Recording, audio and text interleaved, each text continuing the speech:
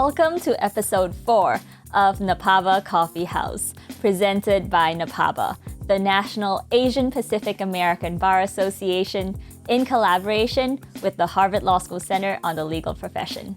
My name is Genevieve Antono. I'm in the Harvard Law School class of 2022, and I'm super excited to be producing this project as part of my student fellowship with the Center on the Legal Profession. In today's episode, you will hear from our host, Lawrence Tu, and our guest, Alan Say. Our host, Larry, retired in 2020, and some of his previous roles include serving as the Chief Legal Officer or the General Counsel for CBS Corporation, Dell, and NBC Universal. Meanwhile, our guest for today, Alan, is the Global Chief Legal Officer for JLL, Jones Lang LaSalle. JLL is a global professional services firm that specializes in real estate and investment management. Prior to joining JLL, Alan served as the General Counsel for Petco, Churchill Downs, LG Electronics MobileComm U.S.A, and 2 startups. Alan is a graduate of Harvard Law School and UC Berkeley. I found this interview and Alan's career trajectory to be very inspiring and very impactful. I'm actually making a mental note to myself that if sometime in the future I find myself in a position where someone is offering me a really great opportunity, but I'm holding myself back because I don't feel qualified or I don't feel prepared, then I need to come back to this interview and remind myself that even though it is scary, wonderful things and tremendous growth can happen when you dive in with both feet. So Alan became the GC of a startup after just 3 years at a big law firm. He then worked in a number of very different industries. He went from mobile phone manufacturing to sports and gaming to pet care retail to now global real estate.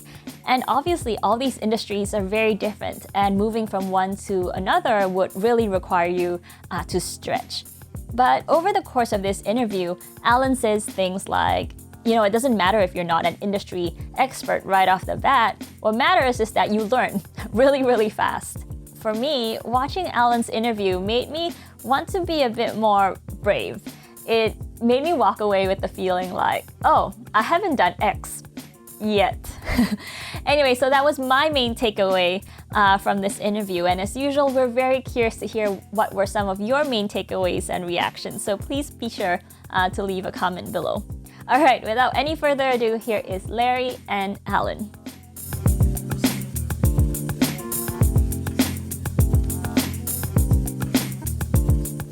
So Alan, welcome to our NAPABA Coffee House.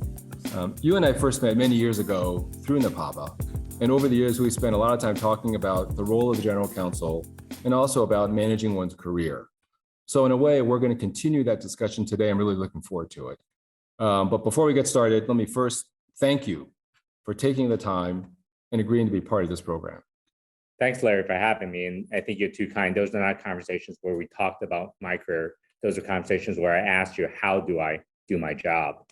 Well, Alan, our recollections are quite different, but we'll leave it at that. Okay, so let's start with a little bit of your personal history. Tell us something about your upbringing, your early childhood, where you grew up, where your parents were from, to give us a sense of your personal background. So I was born in Hong Kong, came to this country when I was 7 years old. So imagine a Chinese kid who can speak English growing up in the Haight-Ashbury section of San Francisco in the 70s. And went to school in San Francisco, went to Berkeley for college, and then went to East Coast, went to Harvard for law school. So 7-year-old Hong Kong kid living in Haight-Ashbury. So were you like a 7-year-old hippie? I didn't even understand what a hippie was.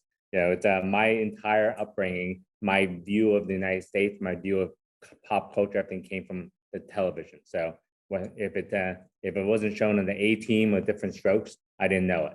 So what brought your parents to the U.S.? Or why did you guys come as a family?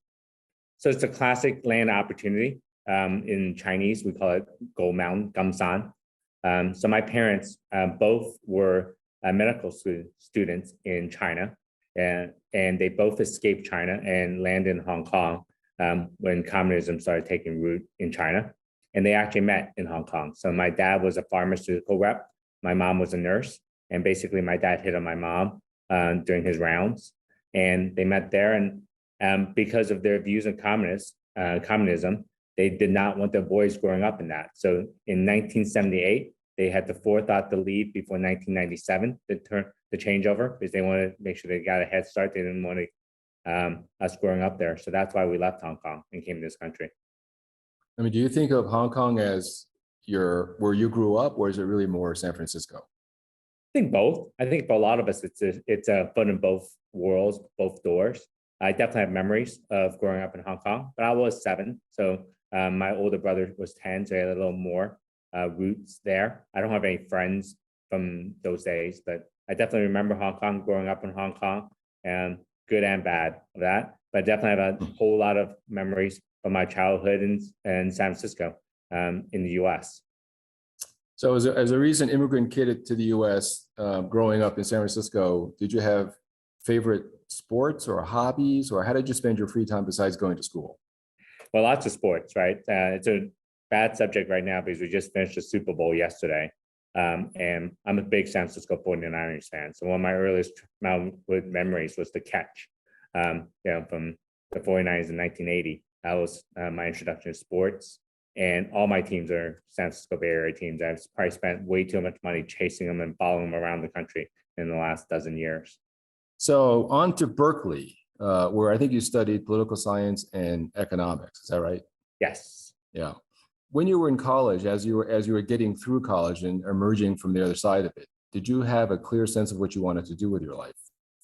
Yes and no. I definitely wanted to be a lawyer, but I had no clue what a lawyer was, right? I mean, my view of being a lawyer was from LA law, right? Was in a courtroom like Arnie Becker.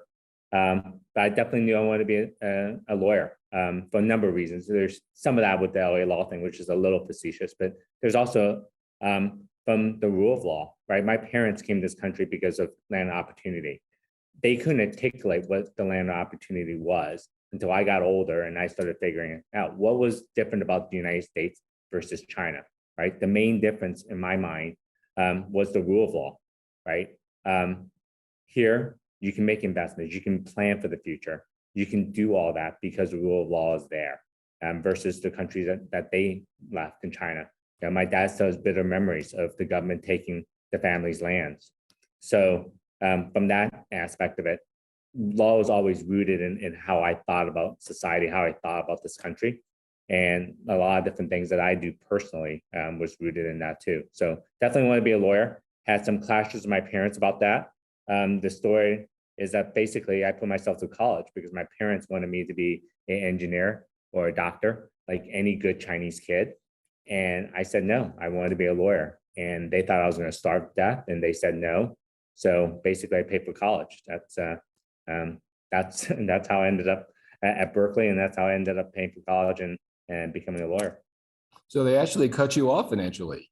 I mean, yes and no. They didn't cut me off. They wanted to keep paying, to keep the strings going, to force me to be a doctor engineer, and I cut myself off. I told them, you can't make me, and they said, yes, we can, and no, you can't. And I was pretty stubborn back then. So your interest in law, the high principle was the rule of law, and the personal role model was Arnie Becker. That's a pretty good combination. Exactly. That told you. I mean, look, you and I've talked about this before. I didn't have any role models of lawyers growing up. I didn't know what lawyers are. Maybe an immigration lawyer who helped us get our citizenship papers. That was my only real,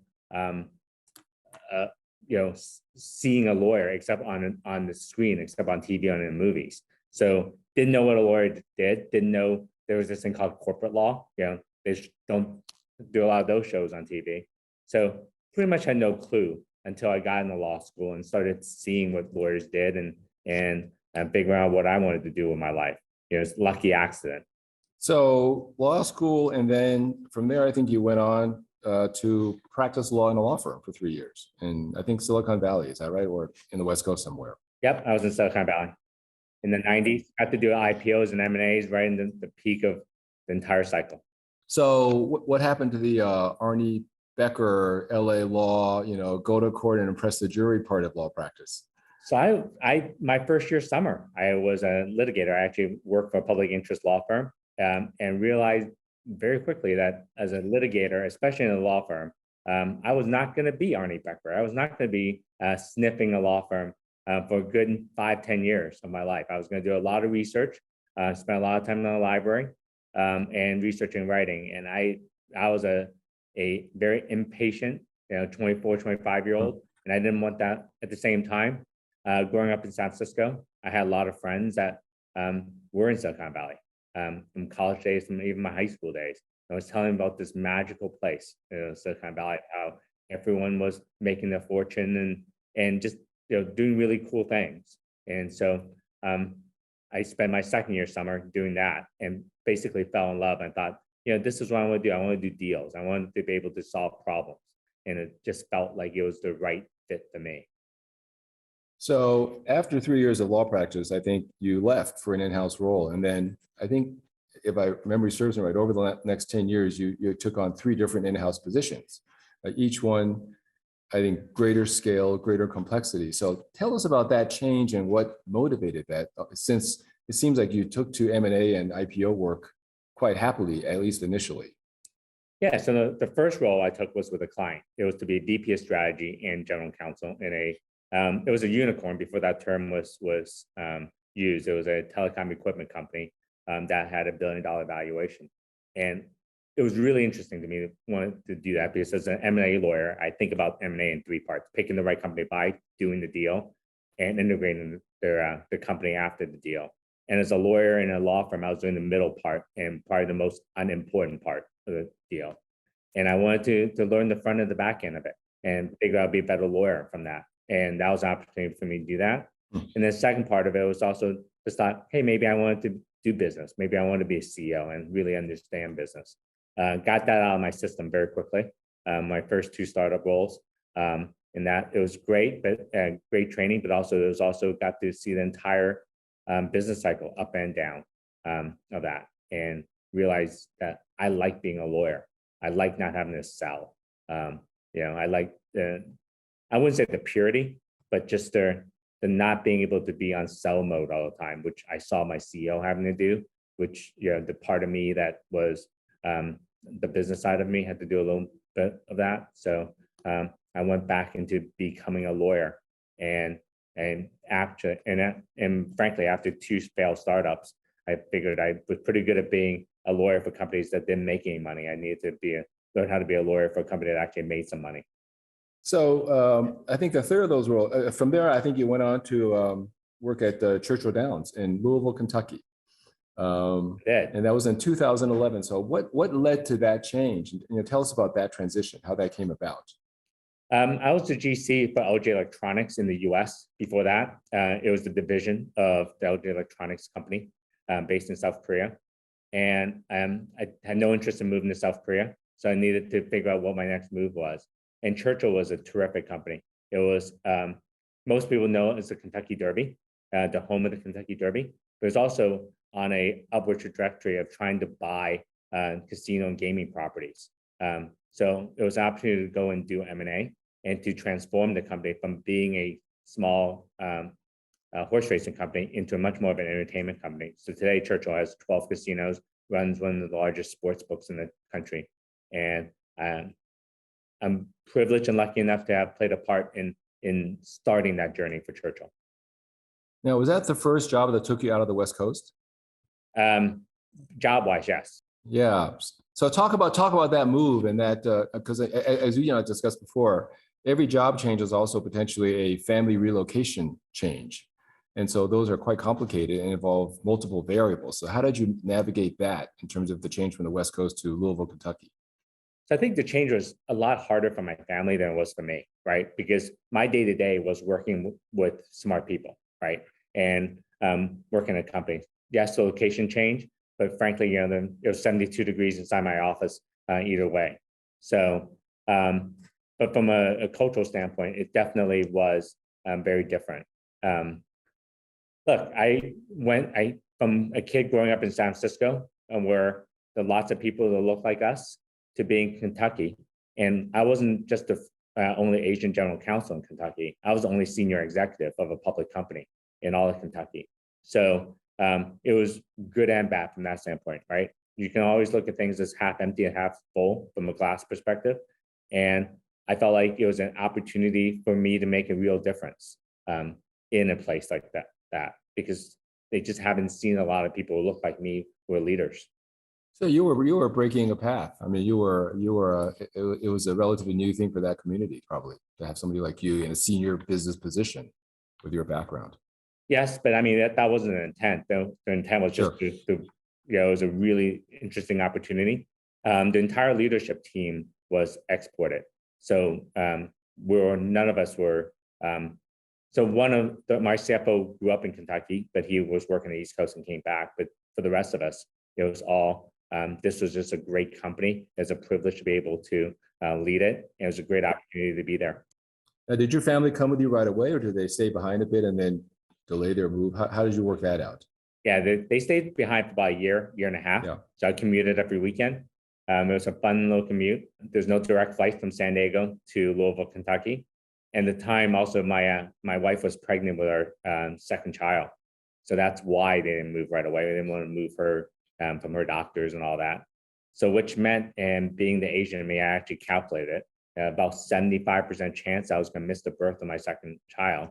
But being luck would have it, I actually made it back. I got back home on Friday night and got into my house at midnight, and my wife's water broke at 1 a.m.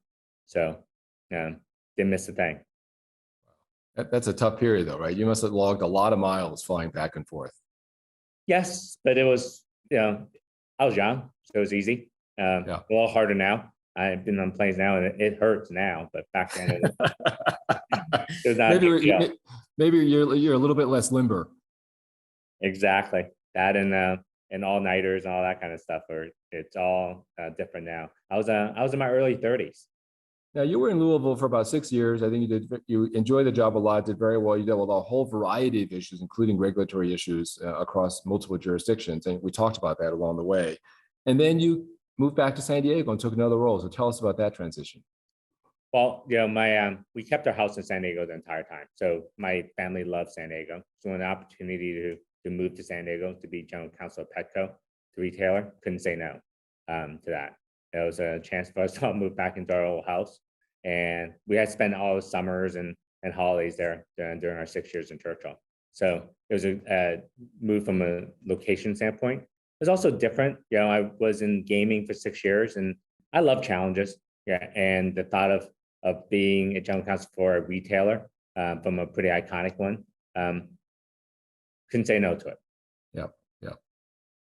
And now you're in a brand new role again. So you took that in 2018. And so tell us about your current role, which I think when I think back and compare it to your prior roles, this one is more complex, bigger, more global, and much broader geographic reach. And all of it happening, of course, during the early parts of the pandemic. So tell us about how that change came about. Were you looking for another role at that time? You had just joined Petco 2 years ago. Did somebody come knocking on your door out of the blue? What happened? Yeah, it was a recruiter knocking on my door out of the blue. And I wasn't looking. Definitely was not looking to move out of San Diego. My wife and kids were very, very happy there. But the more I learned about the role, the more I couldn't say no. So I'm at JLL today, been here about 3.5 years. We're a real estate services company, Fortune 200, and get to lead a team of 175 lawyers worldwide. We have about 95,000 employees worldwide. And it's just been an amazing, fun challenge from that standpoint. So thought about coming here to lead this team and trying to meet everyone. And then the pandemic hits and can't travel anymore for a guy who's got a global reach, a global company with a team that's globally, that learned very, very differently how to manage a team when you couldn't see them. After that, then my CEO is based in Frankfurt, Germany. So I ended up not seeing him for about 13 months until we got him a visa to come to the US middle of last year. So it was a lot of pivoting, but it's definitely a different role than what I had before, but it's also the same in a lot of ways, right? It's a public company. It's the same, we used to say an M&A, a small M&A and a large M&A, it's the same deal. It's the same documents. It's just, larger numbers. So that's how I try to think about this role. So you traded sunny Southern California for the Arctic freeze of Chicago. Absolutely. It's 12 degrees outside right now. So it's been what, a little over 3 years now? Yeah. Going on 4? Do you feel settled? Do you feel like you're fully integrated and, hitting the ground running full speed? How's it going? So I don't think I ever feel settled. And that's just a personality trait. I always feel like there's so much more to learn. There's so much more to relationships to build, all that. So that's the first part of the answer. The second part of the answer is, yes, I do feel like I'm beginning to understand the business. I'm beginning to understand the people. So there is a comfort in that. But I don't think I ever use the word settle. That's just not in my vocabulary. So Al, I want to just think back over the arc of your career, the tremendous roles you've taken along the way, each one more complicated than the one before, and you keep ascending through the profession, taking on more and more complicated assignments. Each job you change, of course, and each new one you take involves yet another transition professionally. And people often wonder how they make that change. What are the key ingredients to a successful transition? What can you generalize about that? When you think back over all of the times you've changed jobs, what was hard about them, things that went well, things that didn't go well? Are there certain things you would advise people about in terms of how to do that effectively based on your own experience and based on kind of lessons learned and mistakes made? I think you have to have a hole in your head to go and purposely do this, because you are moving a lot, right? And I mentioned before, it's much harder than a family than it's on me, right? By the way, I think you must have a lot of holes in your head, Alan. And you're the one who thinks that way. But the reality is, the reason I say that is, I have no choice. The moment I take the job, you dive in both feet, and you have to learn to adapt and do all that. And you have a ready-made set of colleagues that you have to get them learn in relationships, right? Versus, my family, like my kids have to make new friends. My wife has to move communities. So it's very, very different and very, very hard from that standpoint. And do not underestimate that one bit.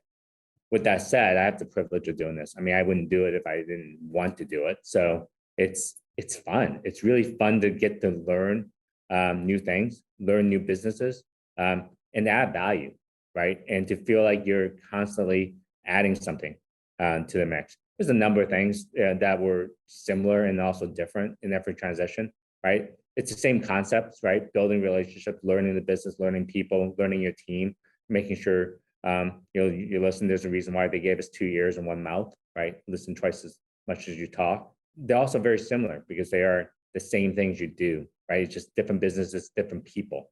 So being agile enough to be able to shift and along the way. How do you know that you're ready for a change? There are people who will spend the entire career in 1 or 2 places and have very successful careers and enjoy that a lot. In your case, you've actually made changes with some frequency and taken on bigger challenges each step of the way. How do you know it's time to make a change? How would you advise somebody who's thinking about that career choice? What questions to ask themselves about that? I'm not sure you ever know if it's time to make a change. You do know that whether you're excited about making the change or not, whether you're excited about the opportunity. That's the way I gauge it. When I was at Petco, I was talking to my wife about this job, and my wife loves San Diego, as I mentioned before, and she asked me this question, what makes you think you're qualified to take on this job? And from her perspective, you can understand it, right? Because, we're finally in a place that she loves, and I'm going to take on this challenge of an industry I've never been in, leading a team that's much bigger than I've ever had, legal team. So what happens if I fail was the genesis between her question. And I thought about for about 30 seconds, try to cut out the voice in my head that said, well, thanks a lot for their confidence. But the reality for me was, I've been unqualified before and somehow succeeded. And that's how I think about it, right? Yes, I don't have the industry experience. Yes, these are new things, but the skills that I have in order to get to this point were also the things that I'm ready to lean in on to do the job, right? It's the same set of skills of leading people, right? And learning businesses and having good judgment. That's all we do as lawyers. So, what something gave you the confidence, Alan, to switch industries, to jump from city to city, to go from small company, privately held, to publicly owned companies, and nonetheless think that you can pull it off, that you can overcome the challenges. It's not that you might have been without self-doubt, because all of us have doubts, but somehow you were able to convince yourself and your family, as it turns out, that you could take on the new role, whichever it happened to be along the way. So where does that confidence come from? I think, genetics, right? My parents left countries, right? Into a country they didn't speak English to. First they left China to go to Hong Kong, but then moved from Hong Kong to this country and left their careers for that. So I think, and all of us, have ancestral heritage that come from that, regardless of how conservative they are today. At some point they were not conservative. So I keep reminding my parents of that every time they worry about one of my decisions. But also just from a personal standpoint, confidence comes from preparation, right? Confidence comes from knowing what you're doing, right? And putting the work in. The harder I work, the more that I've been exposed to it, that's where the confidence comes in, because I've done it before, right? The first time leaving a law firm to join a startup, scared out of my mind, right? It's complete malpractice. What I was doing probably as a third year being a general counsel. I was a corporate securities lawyer, and they're handing me patents, they're handing me, employment issues. I mean, that's much scarier than what I do today, right? The industry's changed, but it's the exact same things I've seen over and over again. Well, I mean, it's remarkable when you think about the different changes you've made. And it seems, from someone looking in from the outside, that industry knowledge or expertise isn't all that important in the roles you've taken, because you've changed industries in dramatic fashion. And nonetheless, your employer is saying to you, we want you, even though you may know nothing about our particular industry, because of X, Y, and Z. So what is it, do you think, employers are looking for when they're looking for a general counsel that goes beyond substantive knowledge of the business or the industry or the law? So I think only part of that statement is true, right? Because I think they are looking for someone who understands their business. They're just not requiring it from day one, right? Because at the end of the day, we have to understand the business. So it's that demonstrated knowledge that we will understand the business, so die trying, right? And get up to speed very quickly, and to do that. Now, beyond that, hopefully, look, if they ask my bosses when they interviewed me why they hired me, but hopefully it's because I've demonstrated the ability to have, to be able to lead, not just my team, but also lead others that are outside of my team, to lead my colleagues and to be able to work with them. Also, most things that we deal with, it's all about judgment, right? Because if you have a matter and it's popped up 500 times and everybody's done it, all 500 people have done it the exact same way. Well, you don't need me to do it. Any trained monkey can make that decision. Where the hard part in all this is when you have to figure out, is this fact pattern closer to A or B? And how's the judge or jury going to think? Is it going to be closer to A or B? And there's no answer, right? You're going to be judged on hindsight on that. And those are judgment calls that have to make, and the ability to ask the right questions and to get to the source of the issue and to figure out which side is closer. I think that translates beyond industries, beyond companies. So, I mean, your answer just is a great segue to my next topic. I want to talk about leadership and management skills and how important they are to being a successful general counsel. So let's just start, though, by defining what you mean by leadership and management. What does it mean to lead and manage a legal team? What's really involved? I think the easiest way to answer that question is, I am not judged by what I do. I'm judged by what my team does, right? So at the end of the day, it's how well I can get my team to work together, to work on behalf of the company, to do our job, right? So it's a number of different things. It's hard, people talk about leadership, they have classes on this and semesters and on this. So I can't distill in 2 minutes, but the easiest way I think about it is I work for my team, right? So it's my ability to make sure that my team has everything that they need to do their job well. Whether that is resources, whether that is an ability to collaborate with each other, with me, whether they need to understand the business a little better, whether it's a little bit of coaching, right? All those things are involved in trying to get the most out of my team. And that to me is leadership, and that to me is management to some extent. That's how I really take a view of, these are people who do all the work and I need to work for them. Alan, when you look back over kind of your life, would you say that you were a natural leader, that you've always been a leader, even as a little kid? Or do you think it's something you grew into as your jobs expanded?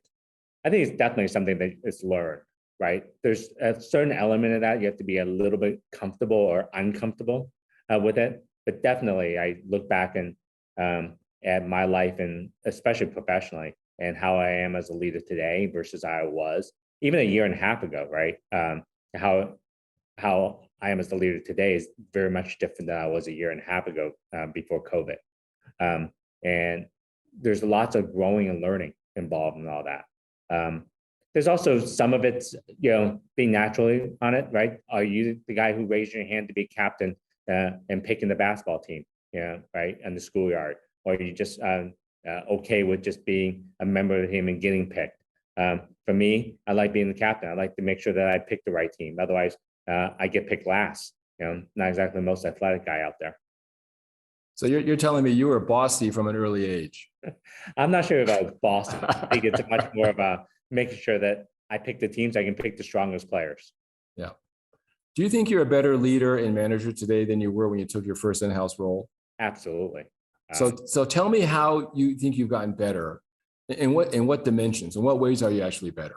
Look, I spent the early part of my career trying to tell everyone that was around me how good a lawyer I am. And I'm spending an enormous amount of time in this part of my career trying to tell them how I'm not a lawyer. That's one way of thinking about it. The early part of my career, it was defined by how well I did, right? And in this role and in my roles in the last decade, it's been defined by how well I can lead my team, how well my team does, right? And being empathetic, right? Being understand. So great examples in the last year and a half when the pandemic hit, our whole lives changed, everyone's lives changed. But for my team especially, right? I had people who suddenly became homeschool teachers to their kids. I had others who were locked down and in parts of the world that whereas lockdown actually meant lockdown, not like this fake lockdown that we have in the US, where they literally couldn't leave the apartment for months on end.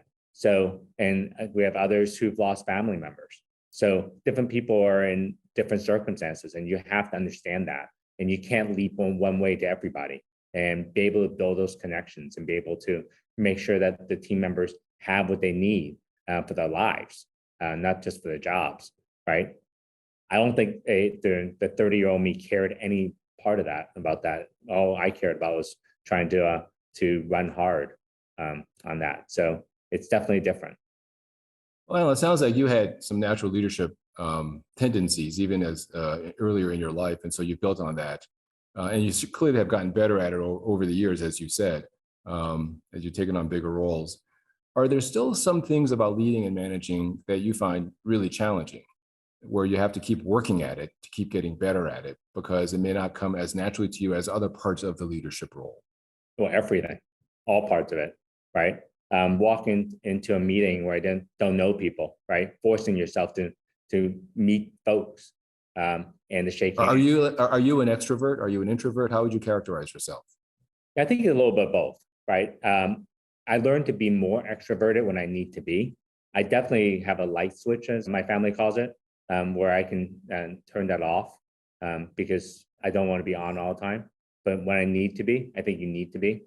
But there's all kinds of things that you have to do on this, right? I went from being able to travel and see my team person to person to going 2 years. And I still haven't seen most of my team in Asia for 2+ years now, except through this medium.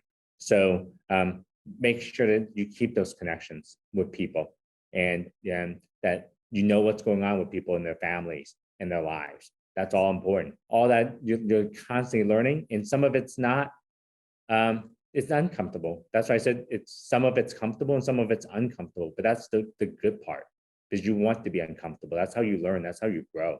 Did you make mistakes along the way? Of course. And would you care to share any of them with us without naming names or being specific as to company or context, but just generically give us an example of a mistake you made that you learned from and you've drawn from since then? Well, there's a million mistakes that I've made in my life. But give us the biggest one. let's not do that. I do a pretty good job of trying to hide those mistakes. I think that's part of what we do as general counsel, right? But absolutely, it's it can be as simple as showing up to a meeting and not wearing a tie when you're supposed to as big as not caring about relationships that were really important and not spending enough time building those relationships. In this role, sometimes people have a preconceived notion when you walk in the door, whether it's because of the fact that we're lawyers or the fact that we're Asian, whatever else. People have a preconceived notion who we are, and if we don't sit there and consciously show them who we are, that stereotype can persist. And when you don't make those relationships, then they think of me as who they think I am versus who I really am. It must be hard, though, to build relationships with, in your case, 175 lawyers scattered across the world. I mean, you mentioned earlier about the pandemic and the challenges that has posed in terms of both transitioning to your new company, but also leading and managing the legal team. What are the things you've had to do in this environment that were different from before, given the context we're in, given the constraints that we're living under?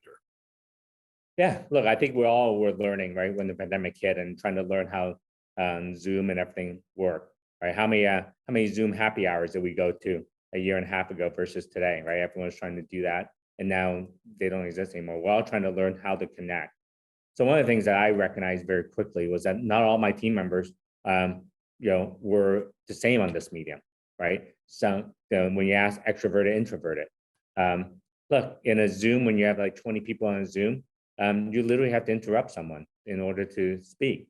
And some people are just not comfortable with that, right? And understanding that from our own team members, recognizing that in the meeting itself, to making sure that those team members that were not as comfortable to speak, that they were given the opportunity to speak, that they need to be heard, and I want to hear them. But that in itself is not good enough sometimes, right? It's also be able to reach out to them one-on-one to figure out what's going on in their lives. Look, one of the things I worry about this is that I think most of us like where we work because we like working with our colleagues.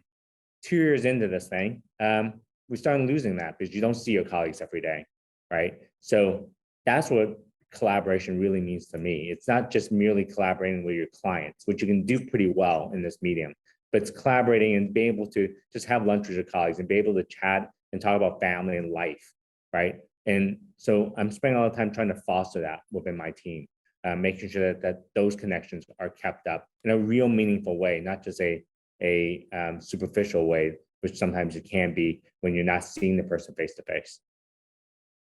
I'm going to switch topics and touch on something you touched on a second ago, actually on a couple of occasions. You mentioned, being an Asian lawyer or being an Asian in a profession where Asians have only joined the party relatively recently. Now, we've made great strides. Asians are in law schools now in record numbers, a lot of Asians in prominent positions.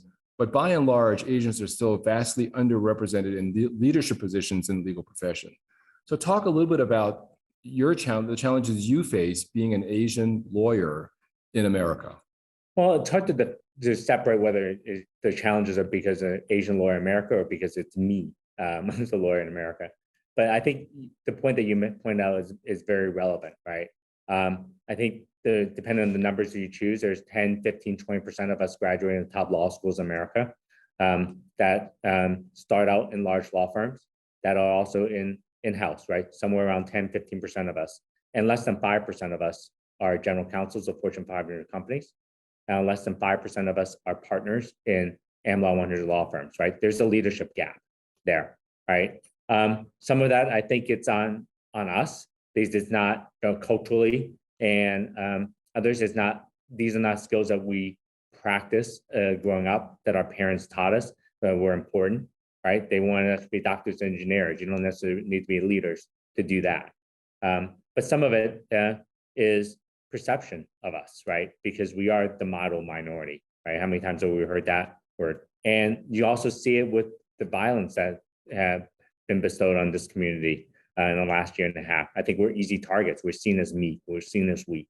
So I think some of that is perception that precedes us. So when I talk about perception of leadership and what they see of us, look, when I interview for a job, the one question I have to answer that not necessarily every other candidate has to answer is, can I lead? And it's partially because there's not enough of us in leadership positions for them to necessarily see that we're natural leaders from that. So you sense in the interview process that question is kind of lurking in the background because of who you are and because of your background. Yes and no. Yes, sometimes I sense it, but it's just more important that I just address it, because at the end of the day, look, leading is important in these roles anyway. I just want to make sure, and they're not going to ask me that question. How many times have anyone ever asked you, Larry, right? Can you lead? No one's ever going to ask you that question in an interview. So it's about demonstrating that and walking in a room. Same thing with teams and and leading and town halls, whatever else, is being able to command that room, being able to walk in. When people talk about executives, right? Most CEOs I ever work with have that presence. Walk in and they do command a room. They do command attention. So it's definitely something that I have worked on. So when you ask the question, am I better leader today than I was 20 years ago? And that's a huge part of it. Being able to stand up tall and to walk in and maybe not feel comfortable, but at least look comfortable doing it. So Alan, you mentioned that this is a question that you proactively address in opportunity and looking at jobs, because whether or not it's asked, it may be lurking there and you want to hit it head on. It may be a question that the employer or prospective employer has about you. Let me flip it around. What do you want to know about the company to know whether you're going to fit in and be accepted? How do you figure that out? Look, I think these are highly personal decisions about what matters to individuals. But what matters to me is, are they good people? Number one, right? Life is too short to work with people that I do not enjoy spending time with, right? So it's about that. It's about passion. I like working with people who are passionate about the work, right? So you mentioned 6 industries and 6 different jobs. So one thing that is in common with all these is that passion of leadership, right? I want my CEO to be passionate about the company, to be passionate about selling whatever we're selling. I need that from my C-suite as well, that we're all in and rowing in the same direction. And so those are important. It's also just talk about the importance of good people, right? So much of our job is helping, right? So much of our job is helping our colleagues, helping the company succeed. And if you think about that, if you're helping people that you don't respect, that's not so much fun. You want to be helping people that you feel good about helping. At least that's how I think about it. Well, if I think about all of the qualities you mentioned that are required to become an effective general counsel, whether it's leadership, management, communication, building relationships, empathy, understanding, very little of that has to do with law or what we might have learned in law school, or even as young lawyers in a law firm starting our careers. And so these are things that come along later in life and need to be built on to be successful. Wouldn't you agree? Absolutely, right? Like I said, there's so much of my life now is trying to convince people I'm not a lawyer, right? It's just being another guy in the room to have another voice in the room and to have thoughts to add to the business discussion, but also with an eye towards how do we think about these risks? How do we manage them?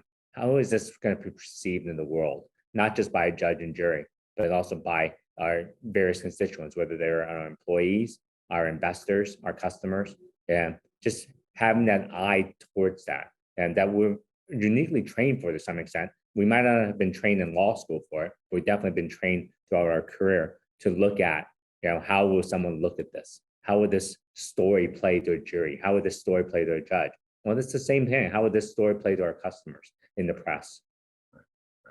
Well, I'm going to do, we're near the end of our time. I'm going to do a couple of lightning round questions. I'm going to ask you a couple of statements and ask you to react yes or no to them and just explain to me why you think the way you do.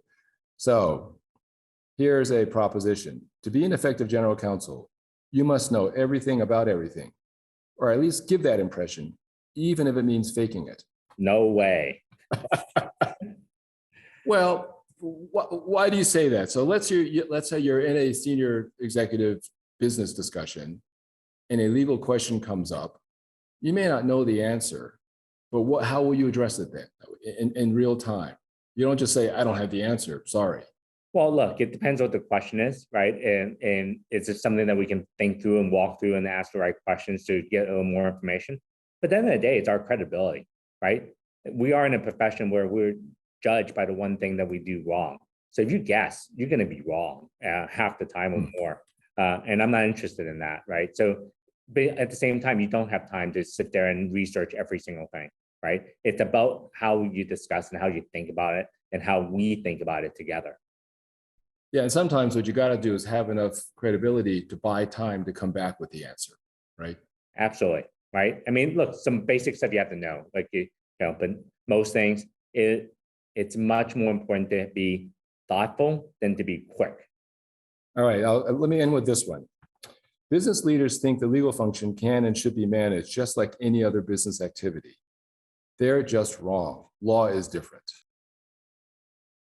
That one, huh? I don't think it's necessarily wrong. There's nuances to it, right? I think lawyers are just different to some extent. I think that being in a business, there's inherently, you do have to be managed like a business. We have a P&L, right? There's a set of resources that we're stewards of, that our job is to make sure that we provide a legal service in the company in the best and most effective manner possible. That sometimes is cost, that sometimes does not equal cost, right? But it's we're not a law firm within a company, right? We are part of the company. Well, Alan, thank you so much for your time. Let me end with this. You're a busy guy. You're going a million miles an hour all the time. If you had 3 weeks of free time, unburdened by emails and texts and Zoom calls, how would you spend that time? Where would you go and what would you do? First of all, I don't think I will ever be comfortable in a job where I can be gone for 3 weeks. But given that that's the hypo and I shouldn't fight the hypo. Well, make it 1 week. Take 1 week. No, it'll be with my kids in someplace tropical, right? I love the water, whether it's a beach, on a boat, something, but with my kids and just be able to enjoy time together. Alan, thank you so much. This was great fun speaking with you and learning about your life and your career and your insights and perspectives. Thank you so much. Thanks, Larry.